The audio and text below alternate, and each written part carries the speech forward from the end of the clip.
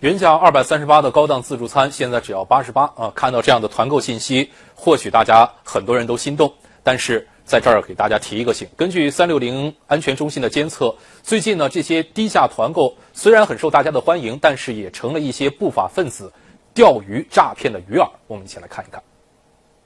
近日，有用户在网上搜索金钱豹团购，进入一个名为“爱上团购网”的网站。看到原价200多的金钱豹自助餐只卖88元，就团购了5张，并在网上支付了440元，并收到了扣款短信的通知。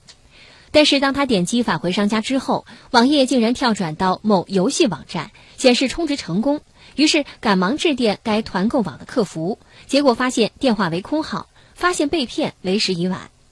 对此，安全专家提醒网民，这类假团购钓鱼网站往往以知名餐饮、影院团购做幌子，用较低的价格诱骗消费者付费购买。网民一旦误信付款，根本得不到任何商品或服务。而网民之所以会上当受骗，第一是因为对新型的假团购诈骗形式没有充分的警惕性，二是没有使用具备网址云安全的安全浏览器拦截钓鱼网站。